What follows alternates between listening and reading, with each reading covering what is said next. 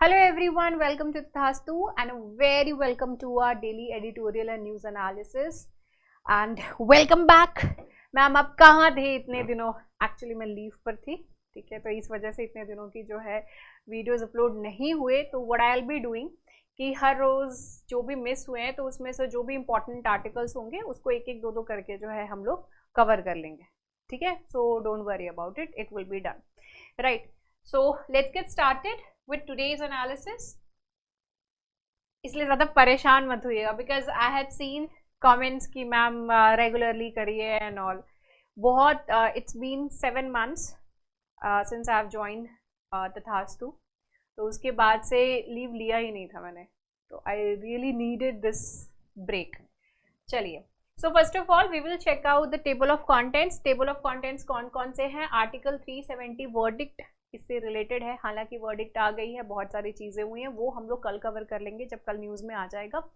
Okay, then आती है यहाँ पर मतलब इसी से ही रिलेटेड क्या क्वेश्चंस थे and all those things were there, तो वो चीज़ें हम इसमें कवर करेंगे. इंडियन एक्सप्रेस का है तो बहुत सारे क्वेश्चंस जो हैं इसमें आंसर करे गए हैं, राइट. सो इट्स लाइक एक तरीके से आपका जो मिथ बर्स्ट है उन बहुत सारी चीज़ों को लेकर के, that has actually been done. Okay, next is human trafficking related. So this is also very important. This is really very important from mains perspective. बहुत ही ज़्यादा important है ये हमारा. So paper 1 and paper 2 obviously and paper 3 also. Everything it is important. Shrinking greenery, ये Kaveri river के आसपास की जो ग्रीनरी है उससे रिलेटेड ये टॉपिक है, तो उसके बारे में जानेंगे. जो ग्रीनरी है वो श्रिंक कर रही है तो उसका क्या इम्पैक्ट है, नॉल क्या एनालिसिस है, क्या स्टडी में आया है, इसके बारे में क्या चीज़ पता चली है, तो वो सभी चीज़ें हम इसमें कवर करेंगे. Okay, next is the Pinna nobilis. This is something which has come over there in the last page of the Hindu, उसमें आया, तो ये हमारे प्रीलिम्स पर्सपेक्टिव से इंपॉर्टेंट हो जाती है. ओके, चलिए, so let's get started. But before that little bit of information. GS foundation programme जो है इट इज़ रनिंग. ज़्यादा क्लासेस नहीं हुई हैं तो you people can still join, and जो भी क्लासेस हो गए उसके रिकॉर्डेड लेक्चर्स आप देख सकते हो. If you have any kind of query related to anything over here तो आप इसमें क्या कर सकते हैं, you can call on this particular number, आप यहाँ पे कॉल कर सकते हो. We are having other batches also. CSAT paper 2 की भी बैच चल रही है, तो आप उससे रिलेटेड भी अगर कोई क्वेश्चन होता है तो you can obviously ask over there. If you have any kind of queries related to your preparation तो उससे रिलेटेड भी यू कैन टॉक. ओके, चलिए, so let's get started with the very first article. And यहाँ पर जो है हम देख सकते हैं पिन्ना नोबिलिस से है रिलेटेड. तो ये बहुत ही छोटी सी आर्टिकल है. इसमें basically pinna nobilis, this is the one. Clamps हैं, ये बहुत ही ह्यूज क्लैम्प है. आप यहाँ पे देख सकते हो, these are the clamps, really very huge clamps. Clamps आपने जनरली अगर कभी किसी वीडियो में देखा हो या फिर जो किसी भी फोटो में देखा हो, आपने जनरली अगर आपने हॉलीवुड मूवीज देखी हो, कोई सीरीज देखा हो, तो उसमें देखते होंगे कि क्लैम्प्स जो हैं उसको बॉयल करके they have it, right, they eat it. ठीक है, क्लैम्प्स इस तरीके से ओपन रहते हैं एंड बीच में जो फ्लैश होता है उसको they eat it by opening it and all those kind of things. तो क्लैम्प्स जो है ये पिन्ना नोबिलिस को लेकर के ये था कि ये शायद एक्सटिंक्ट हो चुके हैं. ठीक है, ये इसको लेकर के यहाँ पे पॉइंट आउट था कि ये एक्सटिंक्ट हो चुके हैं, लेकिन रिसेंटली फिर से जो है ये मिला. तो इसकी फाइंडिंग जो है वो बहुत ही अनएक्सपेक्टेड है, बहुत ही अनएक्सपेक्टेड है कि ये अभी भी एग्जिस्ट करते हैं. कोई चीज़ एक्सटिंक्ट कर जाए and all of a suddenly अगर आपको पता चले कि वो चीज़ है भाई, एग्जिस्ट करती है, तो it is something like that only. And ये हमारे एनवायरनमेंट के पर्सपेक्टिव से भी देखिए, हमारा जो एनवायरनमेंट, हमारा जो पूरा इकोसिस्टम है उसमें हर किसी का अपना अपना एक इम्पोर्टेंस है. उसमें से कोई भी चीज़ अगर गायब हो जाती है तो कुछ ना कुछ उसका इम्पैक्ट हमारे आसपास के एनवायरनमेंट, हमारा जो पूरा इकोसिस्टम है उस पर कोई ना कोई इम्पैक्ट ज़रूर पड़ता है. Okay, let's talk about this thing. ये जो क्लैम है इसको it is known as the noble pen shell या फिर पिन्ना नोबिलिस जो है इसको कहते हैं. नोबल पेन शेल भी इसको कहते हैं. These are important from our prelims perspective, right. या फिर पिन्ना नोबिलिस भी इसको कहा जाता है. Started dying out as a deadly pathogen spread in the parts of the Mediterranean sea around 2016. तो 2016 में 2016 में पैथोजन जो है काफ़ी ज़्यादा स्प्रेड हो गया था in that particular sea, Mediterranean sea. तो वहाँ पे वहाँ से जो है all these clams started dying. Now अब numbers it has actually plummeted across the region and until recently अभी जो क्रोशिया में जो है हमको 10 सर्वाइविंग ये पिन्ना नोबिलिस जो है वो मिले हैं। लास्ट ईयर क्या हुआ था कि कुछ डाइवर्स थे, तो वो जब अंदर सी में गए तो they found out 20 nearly a group of 20 near the shore in the north of the Istria peninsula. And यहाँ पर जो है इनको ये चीज़ मिला, तो जब इनको ये चीज़ मिली तो they were very happy. First of all अभी सी बात है, मिला क्या है नॉल वो सारी चीज़ें, and then they got to know कि भाई ये जो है पिन्ना नोबिलिस है, which is really very important, and ये ऑलमोस्ट जो है गायब ही हो गए थे। अभी इसमें से जो 100 यंग स्पेसिमेंस है यहाँ से लेकर के एक्वेरियम में लेकर के गया है, सो दैट ये कंप्लीटली एक्सटिंक्ट ना हो जाए इस पर्सपेक्टिव से। The clams whose shells can grow as much as 1.2 meter across play an important ecological role by filtering sea water and allowing other organisms to flourish as well. Okay. अब ये aquarium में जो है वहाँ पर लेकर के गए हैं, wherein they will be keeping them in a specially filtered water, and सारे पैरासाइट्स को हटा करके जो कि इनको अटैक नहीं करे, इनको फिनिश ऑफ नहीं करे, तो there they will be growing it under their guidance, या फिर अपने जो है पूरे रेस्ट्रिक्टेड एनवायरनमेंट में इसको ग्रो करना चाहेंगे। ठीक है, वहाँ पे पॉइंट क्या ध्यान में रखनी है आपको, पिन्ना नोबिलिस क्या है, कहाँ मिले हैं, दैट्स इट। ओके, उस प्लेस के बारे में आइडिया होना चाहिए। Next is the Kaveri basin loss nearly 12,850 square kilometre of green cover. Kaveri basin सबसे पहले तो समझ लीजिए कि बेसिन क्या होता है। आप लोग हैंड वॉश जो बेसिन होता है वो तो आपको पता ही है ना, जहाँ पे आप हैंड वॉश कर रहे हो, तो यहाँ पे जब ये जो नल है यहाँ पे the tap, this is the main source, so take it as the main river. ठीक है, अब यहाँ पे ये जो मेन सोर्स है उसके साथ साथ there will be a lot many other rivers also. ठीक है, जो कि उसकी ट्रिब्यूटरीज जिसको कहते हैं, यहाँ पे छोटे मोटे स्ट्रीम्स जो होंगे वो जो आ करके ज्वाइन कर रहे हैं। अब यहाँ पर ये जो सारे ट्रिब्यूटरीज हैं, ठीक है, ये जो इसको आकर के इधर से ज्वाइन कर रही हैं, right, all those which have come from here and इसको ज्वाइन कर रही हैं, तो ये पूरा इसका बेसिन है, ये पूरा बेसिन है। ठीक है, ये तो मैंने आपको टैप के हिसाब से बताया कि जो भी बूंदे आप हैंड वॉश कर रहे हो, तो जो भी बूंदे यहाँ से आ रही हैं, यहाँ से आ रही हैं, ये सारी क्या हो गई, वो उसकी वॉश बेसिन, ये जो वॉश बेसिन, ठीक है, तो ये बेसिन पूरी बना रही हैं। तो वैसे ही रिवर का भी वही कुछ सिस्टम रहता है। रिवर का क्या है, this is the main river, and यहाँ से रिवर्स आ रही हैं, ट्रिब्यूटरीज आ रही हैं ढेर सारी, दे आर ज्वाइनिंग, राइट। सो ये सारा जो उसका पूरा बेसिन कहलाता है, ये पूरा का पूरा एरिया।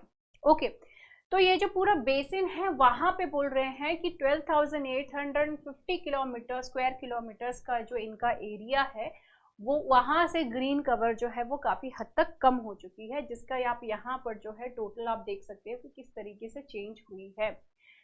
सो 1965 और 2016 का यहाँ पर बता रहे हैं pattern of natural vegetation cover in the Kaveri basin, पहले कितनी थी और अब कितनी है। तो लॉस कितना हुआ, कर्नाटका में 9,664.31 स्क्वायर किलोमीटर्स, इतना जो है यहाँ पर लॉस हुआ है। केरला में 279.48 स्क्वायर किलोमीटर्स, एंड तमिलनाडु में जो है 2,905.36 स्क्वायर किलोमीटर्स का जो है यहाँ पे लॉस हुआ है। एंड इसी को ही टोटल करके बोल रहे हैं कि 12,849.15 स्क्वायर किलोमीटर्स का यहाँ पर लॉस देखने को मिल रहा है when it comes to the greenery. Okay, अब ये ग्रीनरी जो है आसपास इतनी ज़्यादा ज़रूरी क्यों रहती है, उसके बहुत सारे एस्पेक्ट्स हैं। आप लोगों ने ज्योग्राफी पढ़ा ही होगा अभी तक, आई होप सो कि आप लोगों ने कवर कर लिया होगा। अगर आपने बेसिक एनसीईआरटी भी से पढ़ी है तो आपको इतना तो आइडिया है ही है कि हमको ये सारी चीज़ें जो ग्रीनरी की ज़रूरत क्यों रहती है आसपास। Just imagine that this is the river, ठीक है, दिस इज द रिवर। अब ये जो रिवर है इसके आसपास इफ यू सी कि अगर ट्रीज नहीं है तो व्हाट एक्चुअली हैपन्स। सपोज कि पहले तो देख लेते हैं कि ट्रीज हैं, ढेर सारे ट्रीज हैं, तो ये चीज़ मैंने शायद एक डीएनए में पहले भी कवर करके रखी हुई हूँ, that what it actually does. अब ये जो है इनके अपने रूट्स हैं, ठीक है। अब ये जो रूट्स हैं वो काफ़ी डीप पेनिट्रेटेड रहती हैं in the soil, now what it does, it actually holds the soil. अब ये करते क्या है, सॉइल को होल्ड करते हैं, राइट। अब when the flood actually happens, या फिर कोई भी रेनफॉल रहता है, तो ये जो एक ढलान रहती है यहाँ पर, राइट, तो वो सॉइल को ये होल्ड करके रखे रहते हैं। It actually doesn't let the soil to run away with the water, जो यहाँ पे वाटर रहता है उसके साथ ये बह नहीं जाए, इस चीज का यहाँ पर ध्यान रखा जाता है। ध्यान रखा जाता है इन द सेंस कि this actually doesn't let this thing happen. Okay, अब ये ट्रीज की रूट्स बेसिकली इस तरीके से करती हैं कि यहाँ पे they keep the hold of the soil, that is there. Apart from that ecosystem पूरा मेंटेन करके रखे रहते हैं, फ्लड आया वहां पर भी they will be keeping it.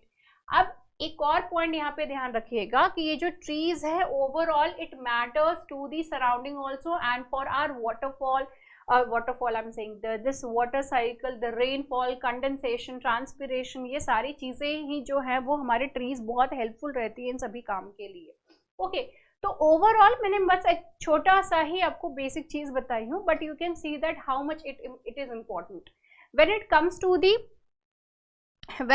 To the area nearby river. ये जो है वो बहुत ज़्यादा फर्टाइल रहती हैं because of the flood and all. तो जब भी फ्लड आता है, so with the flood it actually brings lots of fertile soil with it also. Okay, अपने साथ बहुत सारी फर्टाइल सॉइल भी लेकर के आता है, राइट। तो अब वो जो सॉइल वहाँ पे डिपॉजिट हो जा रही है, तो it that needs to be taken care of, and वो जो है ये रूट्स हेल्प करती हैं। अगर आप यहीं पे ही पुराने टाइम में अगर आप जाए, एंशिएंट हिस्ट्री का अगर आप देखें, तो all the civilisation, though civilisation actually flourished nearby river only. तो रिवर का वाटर, उसके आसपास की area, all these things matter for the civilisation. एक बार ये सारी आसपास की गायब होंगी, धीरे धीरे रिवर्स जो है वो भी गायब होना शुरू हो जाएंगी। Okay, because and you in the science you people must have heard about this thing, read about this thing, not only heard कि clouds they do attract the clouds also। Okay, आपने कभी ऑब्जर्व किया है कि बहुत ज़्यादा rainfall जो है, जहाँ पर फॉरेस्टेड या फिर जो बहुत सारी ट्रीज होती है वहाँ पे ढेर सारा बारिश होता है, as compare to those areas where in you won't find much of the trees, या फिर ट्रीज है ही नहीं वहाँ पर। अगर आप देखें तो there is a huge difference in the rainfall also. तो ऑब्वियसली बात है कि धीरे धीरे ये जो रिवर स्ट्रीम है, ये जो रिवर है वो कम्प्लीटली ही गायब हो जाएगी। ओके, खैर अब यहाँ पर देखते हैं कि क्या क्या पॉइंट्स जो है यहाँ पर मेंशन करे हुए हैं। तो natural vegetation nearly about 12,850 square kilometres की जो है वो कावेरी बेसिन के आसपास की पिछले 50 साल में यहाँ पर हमने इतना लॉस जो है वो सह लिया है, मतलब लॉस हो चुका है। ये study Indian Institute of Science जो है that is of Bengaluru, which is there in Bengaluru, वहाँ पर ये चीज़ देखने की, वहाँ की स्टडी में ये चीज़ जो है वो बेसिकली पाई गई है। Now it accounts for 3/4 of the lost cover, while Tamil Nadu से शेयर इज अराउंड 1/5।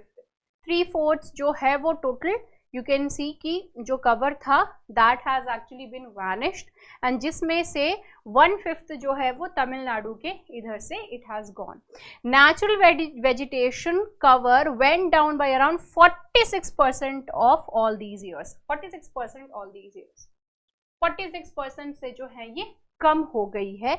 ये बहुत बड़ा नंबर है 46%, so it's nearly about 50%। Quantum of reduction of dense vegetation was 35% and that of the degraded vegetation 63%.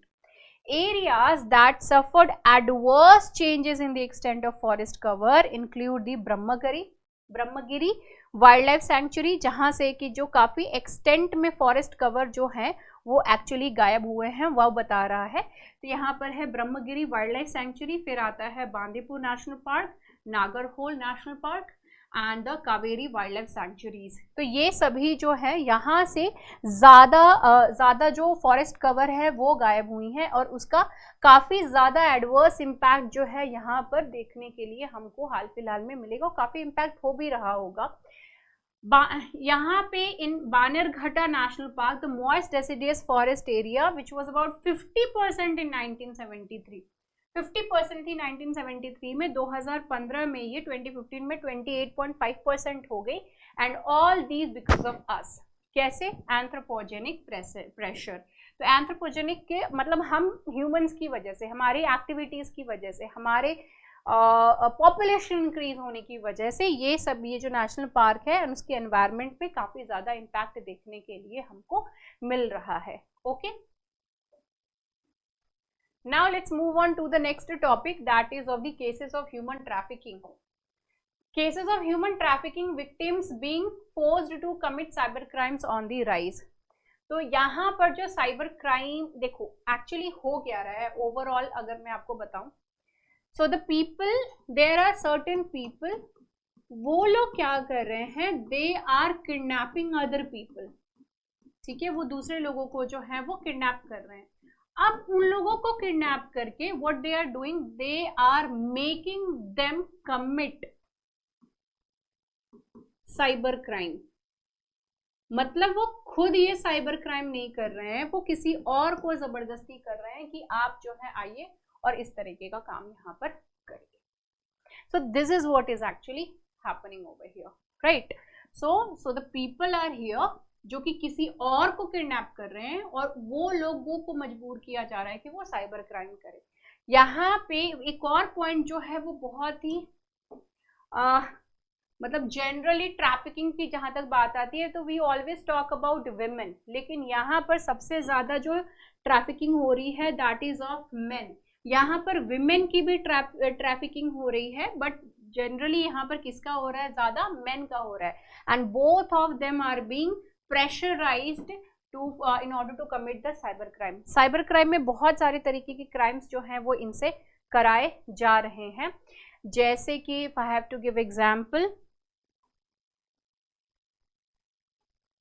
So here you can see fake crypto currency investment को लेकर के, भाई कि क्रिप्टो करेंसी में आप इन्वेस्ट करिए, आज के टाइम में बहुत ज़्यादा ज़रूरी है, ये वो बहुत सारी चीज़ें बोल करके उनसे जो है वहाँ पे इन्वेस्टमेंट करवाना।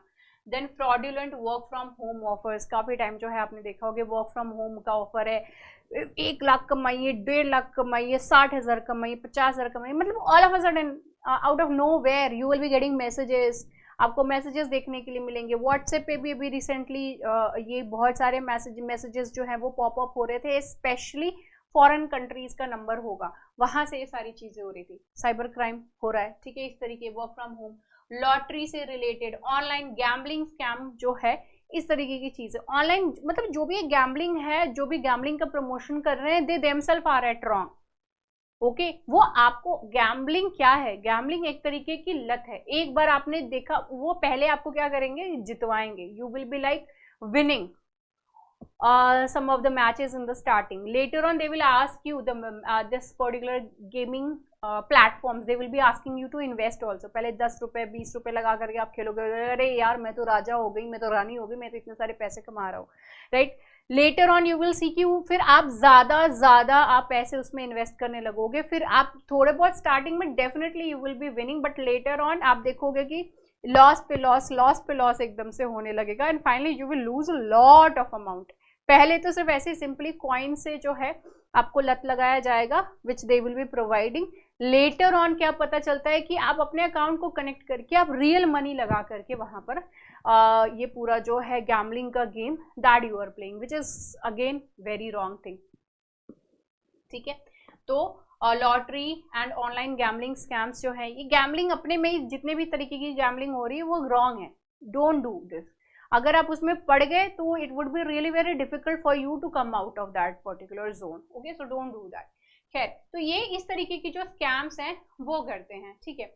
अब ये पूरी जो स्टोरी यहाँ पे क्या क्या चीजें जो है वो हो रही है, कैसे पता चला, ठीक है। तो पहला इंटरपोल ऑपरेशन जो है वो चलाया गया against fraud schemes fuelled by victims of human trafficking, ठीक है। तो जो ह्यूमन ट्रैफिकिंग में लोगों को पकड़ के लेकर के आया गया है, उनके द्वारा फ्रॉड वाले जो काम है, by them they were those were the victims were actually doing these kind of things to other people, समझ रहे हैं ना। सो that is what it was actually happening. तो इसी से रिलेटेड ऑपरेशन चल रहा था, ऑपरेशन का नाम याद रखिएगा, ये हमारे प्रीलिम्स पर्सपेक्टिव से बहुत ही इंपॉर्टेंट है, ठीक है। ये हमारे प्रीलिम्स पर्सपेक्टिव से बहुत ज्यादा इंपॉर्टेंट हो गया। It is known as operation Storm Makers II. The Interpol exercise resulted in the arrest of 281 persons and ये सारे जो लोग हैं वो डिफरेंट कंट्रीज के थे जहां से कि इनको अरेस्ट किया गया था, ठीक है। एंड ये अरेस्ट जो किया गया है on the charges of human trafficking, passport forgery, इसके केस में, करप्शन के केस में, टेलीकम्युनिकेशंस के केस में, फ्रॉड एंड सेक्सुअल एक्सप्लॉयटेशन के केस में। तो इन ये सभी डिफरेंट केसेस में जो है 281 लोगों को अलग अलग कंट्रीज में इनको पकड़ा गया था under operation storm makers II में। अब इंटरपोल के अकॉर्डिंग अगर हम देखें तो तेलंगाना पुलिस ने जो है पहला केस रजिस्टर किया था जिसमें कि ह्यूमन ट्रैफिक जो पर्सन है उसके द्वारा cyber crime, by that particular person cyber crime actually happened, right. तो ये यहाँ पर जो है पहली बार इस तरीके का कोई केस जो है रजिस्टर हुआ था। एंड स्पेसिफिकली जो एशियन कंट्रीज हैं यहाँ पे जो लोग हैं, जैसे कि यहाँ पे एक एग्जांपल दिए थे कि दिया गया कि एक अकाउंटेंट है, उसको जो है किडनैप किया गया, उसको ले और उसको बोला गया कि भाई आप जो है साउथ ईस्ट एशियन कंट्रीज जो है वहां पर आइए, वहां पे you will be getting a job, where he was made to participate in online fraud schemes and subjected to inhuman conditions also। आपने किसी ने बोला कि बहुत अच्छा जॉब अपॉर्चुनिटी है, go there, you went out there, वहां पे पता चला कि अरे यार यहाँ पे तो हम आकर के ट्रैप हो गए, अब हम वापस भी नहीं जा पाएंगे, and you are being tortured to do something. So उनको टॉर्चर करके जो है वो गलत काम यहाँ पे कराए जा रहे थे। अगस्त में human right United Nations human right office report जो है it actually took up this particular issue and found that the frauds ranged from romance investment scams also, that they are luring you कि आप जो है किसी में बहुत interest ले रहे हो, फिर आपसे पैसे मांगे जा रहे हो और आप you are in so much of love with that fake person कि आप जो उसको पैसे दे भी दे रहे हो, राइट। तो इस तरीके की चीजों में, और crypto fraud to illegal gambling, इस तरीके के केसेस में जो है बहुत सारे ह्यूमन राइट्स, तो बेसिकली ऑब्वियसली बात है ट्रैफिक्ड पीपल, तो human rights violation is there. तो यूनाइटेड नेशंस ने जो अगस्त में इस तरीके की चीज़ों को ऑब्जर्व किया, लेटर ऑन दे थॉट कि भाई इसके ऊपर हमको एक्शन लेने की बहुत ही ज़्यादा ज़रूरत है, ठीक है। नाउ अब यहाँ पे कह रहे हैं that at least 1,20,000 people across Myanmar may be held in situations where they are forced to carry out online scams। अब ये म्यांमार में कहते हैं लगभग इतने लोग 1,20,000 लोग जो हैं उनको फोर्स किया गया कि आप जो ऑनलाइन स्कैम करिए, with estimates in Cambodia similarly at around 1 lakh, that which is really very huge number कि 1 लाख 20 लोग 1 लाख लोग जो है इतना स्कैम कर रहे हैं। तो एक बंदा एक ही को स्कैम नहीं कर रहा होगा, है ना, 10 को 100 को, आप सोच लीजिए कितने लोगों को स्कैम किया होगा, राइट। अभी हाल फिलहाल में बहुत सारी वीडियोस इस तरीके की वायरल हो रही थी जिसमें कि कोई आपको कॉल करता है और कहता है कि बेटा मैं आपके पापा का दोस्त बोल रहा हूँ, और उसके बाद जो है वो आपको पैसे भेज रहे हैं, फिर पैसे भेजने के बाद अरे बेटा मैंने गलती से आपको ज़्यादा भेज दिया है, आप प्लीज़ मुझे वो रिटर्न कर दो। आप रिटर्न में एक्चुअल के अकाउंट में पैसे भेज दो, वो आपको बस ऐसे ही पैसे भेज रहा होता है मैसेजेस के through, that person is actually just sending you the messages, not the real amount, right. तो लेकिन आप जब भेज रहे हो तो you are sending it in the account, तो you are getting scammed over there, है ना। Most people trafficked into the online scam operations are men, although women and adolescents are also among the victims। अक्टूबर में Ugandan law enforcement had reported several citizens were taken to Dubai on the promise of jobs and then Myanmar via they were taken to Myanmar via Thailand। तो पहले Uganda से उनको लेकर के गए Dubai, फिर Dubai से थाईलैंड, फिर थाईलैंड से जो म्यांमार लेकर के। यू कैन अंडरस्टैंड कि किस तरीके से इनकी ट्रैफिकिंग करी होगी। You people must have seen various movies related to this thing, how they are being packed in one container and then later on they are being trafficked from one place to another place। You cannot even imagine their ordeal, the kind of fear, the threat they might have faced or they must have been facing even now also। Now the next topic is very important topic and ये जो हमारा topic है it is related to article 370 verdict। किसके verdict से है? What happened in Supreme Court hearings, क्या हुआ supreme court के हियरिंग्स में। तो यहाँ पे बहुत सारे क्वेश्चंस को बेसिकली आंसर करने की कोशिश करी गई है कि पेटिशनर्स ने क्या आर्ग्यू दिया, ठीक है, एंड फिर एक्सेशन और इंटरनल सॉवरेंटी को लेकर के, गवर्नर के रोल को लेकर के, फिर सेंटर के पोजीशन को लेकर के, करण सिंह जो कि हरि सिंह के बेटे थे, he was the son of Hari Singh, तो उनका क्या वहाँ पे स्टैंड था, उन्होंने क्या क्या पॉइंट कहे थे, क्या दो कॉन्स्टिट्यूशन जो है मतलब एक ही इंडिया के ही पार्ट होने के बावजूद भी जो है क्या दो कॉन्स्टिट्यूशन होना बनता है, तो उससे रिलेटेड भी यहाँ पर पॉइंट है। आर्टिकल 370 और आर्टिकल 1 के कॉन्फ्लिक्ट से रिलेटेड भी यहाँ पर बात हुई थी, मतलब यहाँ पे मेंशन है, तो बहुत सारी चीजें हैं। Let's talk about this thing. तो आर्टिकल 370 को लेकर के पिटिशंस फाइल हुई, उसी के ऊपर जो है बहुत सारे आर्ग्यूमेंट्स हैं। Let's talk about this thing. तो पिटिशनर्स ने आर्ग्यू किया 370 was meant to be temporary, बोला गया था कि आर्टिकल 370 जो है वो टेम्पररी रखा गया था until the Constituent Assembly for Jammu and Kashmir, which existed from 1951 to 1957, took a decision on whether to abrogate it or not. ठीक है, तो आर्टिकल 370 को जो है जब इंट्रोड्यूस किया गया था तो उसको बोला गया कि भाई this is the temporary thing, temporary ये वाला काम जो है वो बेसिकली रखा जा रहा है। ओके, टेम्पररी बेसिस पे। जब इसको टेम्परेरी बेसिस पे रखा जा रहा है तो फिर ये बोला गया कि लेटर ऑन अगर कॉन्स्टिट्यूएंट असेंबली चाहती है, ठीक है, कि इसको कंटिन्यू करना, तो ठीक है इसको कंटिन्यू करेगी, लेकिन अगर if doesn't want to do that तो they can abrogate this thing, लेकिन this could be done only by the constituent assembly only, ठीक है, वही जो है वो इसको कर सकती है। अब कॉन्स्टिट्यूएंट असेंबली जो है 1957 में ये बंद हो गई, ठीक है, it's not there, it doesn't exist any more. तो how could this 370 article could be abrogated, ठीक है, तो ये पॉइंट यहाँ पर लिया गया। सो अब उस टाइम जब ये एग्जिस्ट ही नहीं कर रही 1957 के बाद से, तो इसका मतलब उस पर किसी तरह कोई एक्शन नहीं लिया गया, टेम्परेरी था, तो तब से वो टेम्परेरी का टैग जरूर है, but no action has been taken by the constituent assembly, तो वो उसी तरीके से जो है वो आगे की तरफ चल भी रही है, right. So that was actually being done ना, लेकिन इसके ऊपर कोई भी डिसीजन नहीं लेने की वजह से इट बिकेम परमानेंट। बहुत सारी ऐसी चीजें होती है ना कि जिसको आपने बोला नहीं होता है, लेकिन वो अनसेड रूल्स रहती हैं, ठीक है। अब जैसे कि आप अगर ऑफिस में काम करते हो, कहीं पे भी आप हो, तो इट्स नॉट लाइक दैट कि आपने पानी पिया, लाइक पेपर ग्लास है या फिर कहीं पे भी हो पानी पिया and you are just throwing like that, नहीं ना, वहां पे what you are doing, you are properly putting it into the dustbin, मतलब अनसेड रूल है, कोई स्पेसिफिकली आपको जाके बोलता तो नहीं है if you are joining this thing, if you are coming over here, तो आपको ये चीजें करनी पड़ेंगी, बेसिक थिंग। तो वैसे ही तो वहां पे उसको नहीं हटाया गया, तो वो एक तरीके से परमानेंट चीज ही एकदम से बन गई। अब इसके बाद जो है कोई भी कॉन्स्टिट्यूशनल प्रोसेस बचा ही नहीं था कि जो आर्टिकल 370 को टच कर सके या फिर उससे रिलेटेड किसी भी तरीके का कोई एक्शन ले सके। Only process possible was the political process, ठीक है।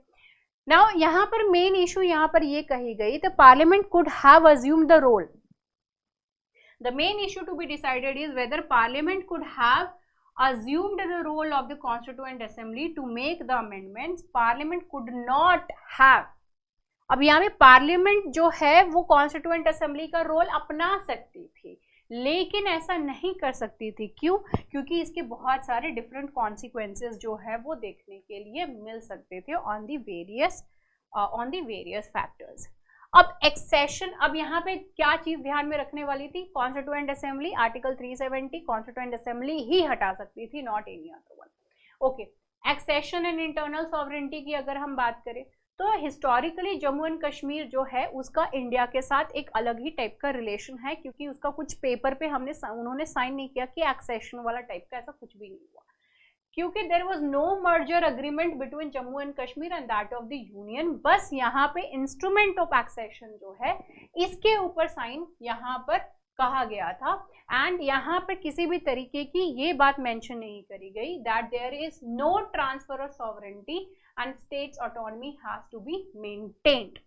ओके, कोई भी सॉवरेंटी जो है हम अपनी आपको नहीं दे रहे हैं, हमारी एक जो ऑटोनॉमी है वो मेंटेन्ड रहेगी। इसी के ही बेसिस पे जम्मू एंड कश्मीर जो है वो इंडिया की पार्ट बनी थी। Okay, concurrence of Jammu and Kashmir government, अब यहाँ पे आर्टिकल 370 की वजह से it provided limitations regarding the power of the parliament, वहां का जो है, ठीक है। To make laws for the Jammu and Kashmir. अब जम्मू एंड कश्मीर से रिलेटेड कोई भी लॉज जो होता था, पहले बहुत सारे ऐसे लॉज आते थे जहां पर मेंशन रहता था this article is applicable to all over India but not to Jammu and Kashmir. इस तरीके के आर्टिकल्स, अगर आप पहले से यूपीएससी की प्रिपरेशन कर रहे होंगे तो you people must have seen these kind of things, but अब ऐसा नहीं है। तो जम्मू एंड कश्मीर को एक तरीके से अलग पार्ट ही माना जाता था, unsaid thing, though it is the part but unsaid type of चीज थी, ठीक है। तो एक लिमिटेशन रहती थी पार्लियामेंट के पास भी कि जम्मू एंड कश्मीर से रिलेटेड किसी तरीके का कोई जो अगर मतलब कोई भी लॉ बना रही है तो जम्मू एंड कश्मीर पे एप्लीकेबल रहेगी या नहीं रहेगी करके।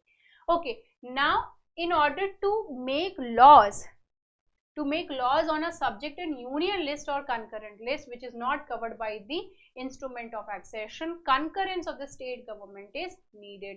अब यहाँ पे जो है इंस्ट्रूमेंट ऑफ एक्सेशन में किसी भी तरीके का यूनियन लिस्ट, कंकरेंट लिस्ट में जो टॉपिक्स है उससे रिलेटेड किसी तरह कोई बात ही नहीं था, राइट। तो बहुत हड़बड़ का काम था बेसिकली, क्योंकि पाकिस्तान की तरफ से जो बहुत जो लोग थे, some people, army and there were other the terrorists also, they were attacking, they were doing a lot of things over there in the Jammu and Kashmir। तो जिसकी वजह से there was not much of the time left कि आप जो बहुत आराम से विचार विमर्श करके सारी चीज़ों को cross and minus plus minus करके आप सारा काम करो।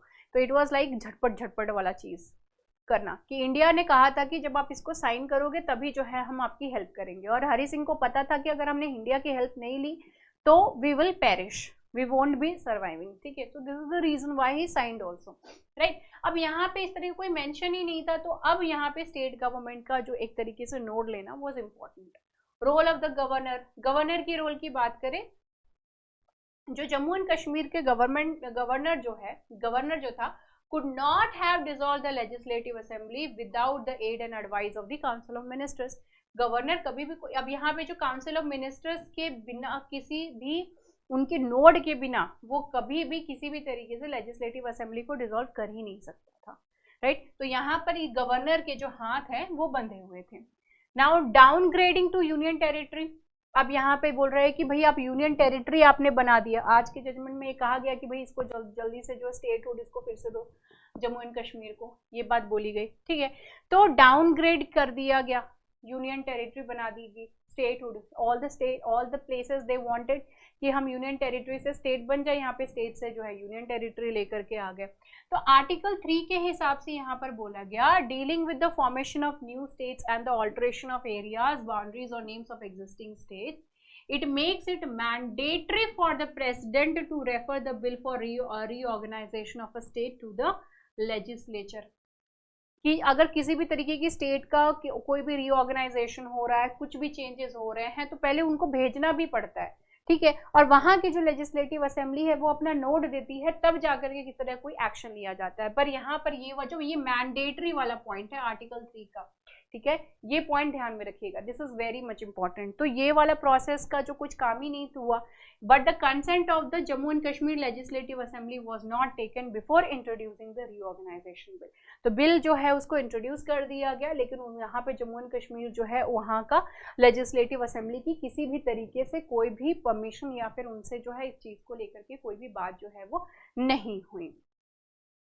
A state cannot be extinguished and converted into a union territory, that is contrary to all the principles of the representative form of the government।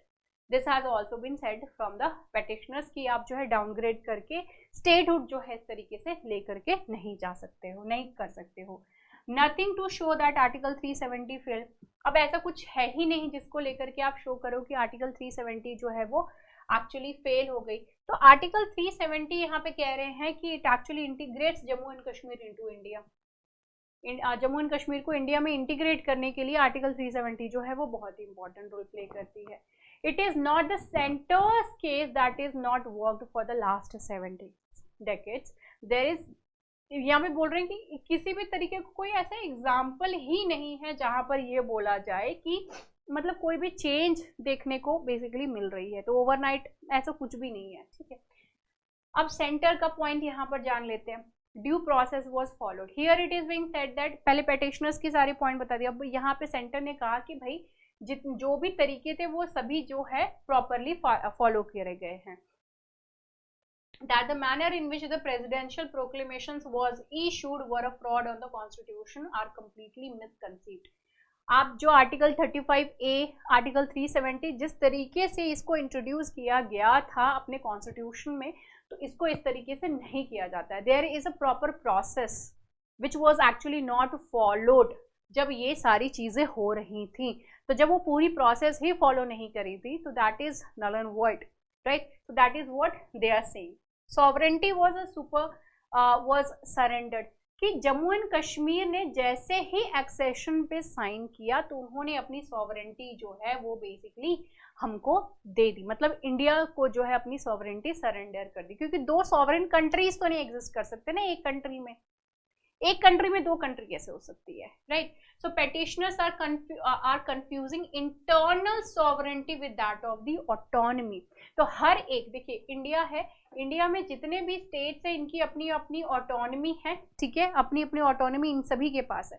But when it comes to this sovereignty, तो India की अपनी एक sovereignty है. अब यहाँ पे हर एक state अपने सॉवरेंटी बनाने लगे, मानने लगे कि भाई हम एकदम अलग है, हम अपने हिसाब से सारा काम करेंगे, तो that is not going to happen over here. तो यहाँ पे पेटिशनर्स को कह रहे हैं कि भाई ये तो गड़बड़ काम कर रहे हैं, है ना. Now Karan Singh proclamation. करण सिंह के बारे में मैंने आपको बताया है कि ये हरि सिंह जो रूलर थे उनके बेटे थे, ठीक है. ही इशूड अ प्रोक्लेमेशन 25 नवंबर 1949 को, said that the Government of India Act 1935, which until then governed the constitutional relationship between the Jammu and Kashmir and the Dominion of India, will stand repealed. कि मतलब India का part बनने से पहले, India के साथ जुड़ने से पहले ये this article Government of India Act of 1935 जो है वो एप्लीकेबल था. But as soon as they joined, उसके बाद जो है that is not going to be applicable over here. It stated that the Constitution of India, shortly to be adopted by the Constituent Assembly of India, shall, in so far as it is applicable to the state of Jammu and Kashmir, govern the constitutional relationship between the state and the contemplated Union of India, and shall be enforced in this state by me, my heirs, and my successors also, in accordance with the tenor of its provisions. So it will be done according to the law, rules and regulations. This is what he actually said. Now there can't be two constitutions. यहाँ पे दो constitutions जो है वो नहीं हो सकते. Jammu and Kashmir की constituent assembly, it was not a plenary constituent assembly, because by that time sovereignty had already been merged.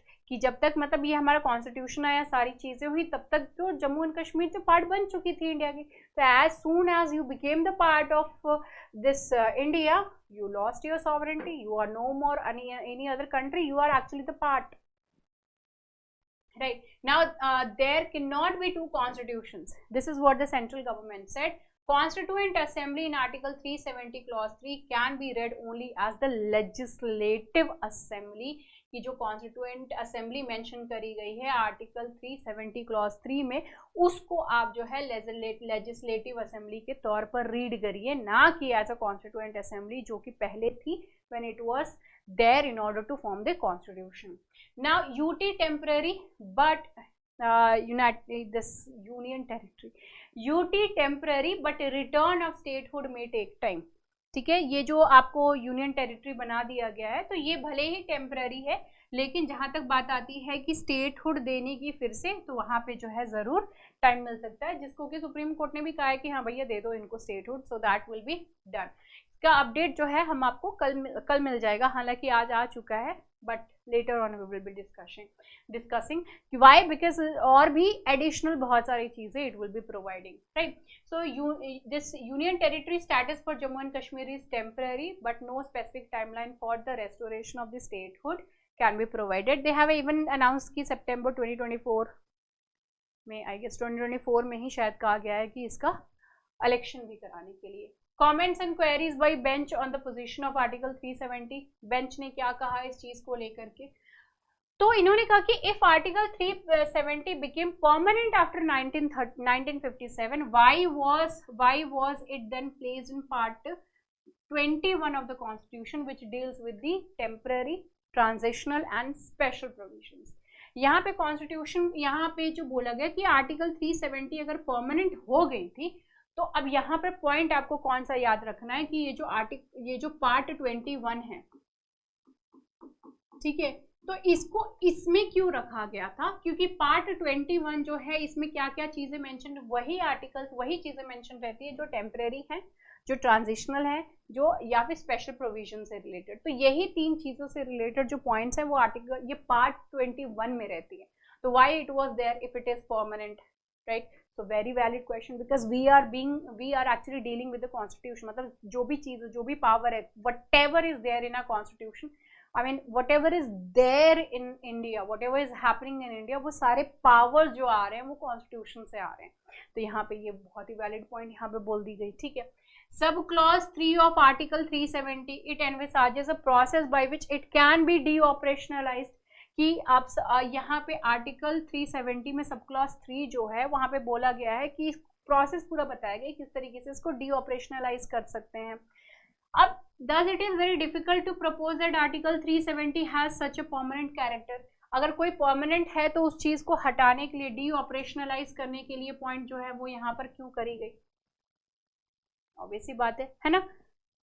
क्योंकि अगर कोई चीज परमानेंट है तो उसको हटाने की किसी भी तरीके से कोई डिस्कशन जो है वो नहीं होनी चाहिए, बट दैट वाज देयर।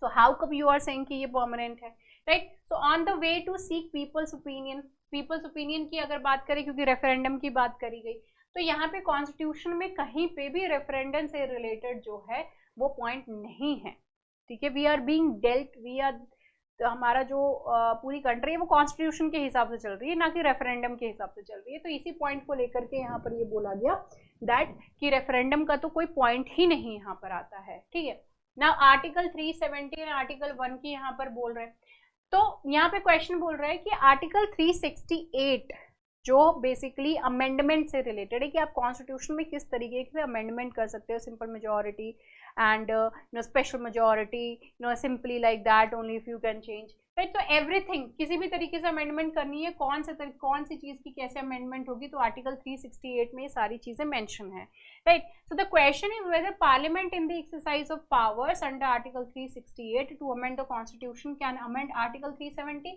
तो पार्लियामेंट के पास जो है पावर है कि कॉन्स्टिट्यूशन को अमेंड कर सके, उसमें चेंजेस कर सके। तो उसमें चेंजेस करने की जो पावर है वो आर्टिकल 368 में दी हुई है। तो क्या आर्टिकल 368 में इस तरीके की चीजें दी हुई हैं जिसके थ्रू वो आर्टिकल 370 को अमेंड कर सकती थी, राइट? सो ये क्वेश्चन यहाँ पे है। Now the transfer of sovereignty to the dominion of India by acceding states including Jammu and Kashmir was not conditional but absolute, ठीक है। कि आपने जब अपनी सॉवरेंटी इंडिया को दी, आपने जब एक्सेशन पे साइन कर दिया, तो ये कोई कंडीशनल तरीके से नहीं दिया गया। आपने जैसे ही साइन कर दिया you became the part, right? Now if you will be seeing कि नहीं भाई अब जो है हमने कंडीशनली ये सारी चीजें करी गई थी, तो that is not acceptable, that is what it is actually being said over here. Sovereignty vested exclusively in India. तो जब, मतलब मैंने कहा ना, एक देश में 2 देश कैसे हो सकता है, राइट? जम्मू एंड कश्मीर है और एक इंडिया, या तो इंडिया ही है या तो इंडिया, क्या इंडिया ही है, अब उसमें एक और कंट्री बनाने का मतलब ही नहीं था, राइट? तो यहाँ पे सॉवरेंटी की अगर बात करें तो ये exclusively it is with that of India only and therefore no wastage of sovereignty was retained post the instrument of accession. की जैसे इंस्ट्रूमेंट ऑफ एक्सेशन को आपने साइन किया उसके बाद आपके पास तो किसी भी तरीके की कोई सॉवरेंटी नहीं है, okay. On the competence of parliament, अब यहाँ पे कुछ क्वेश्चन जरूर हैं on how long the UT can exist, इसके ऊपर क्वेश्चन जरूर है, किस तरह कोई खास एक्सप्लेनेशन तो नहीं है यहाँ पे।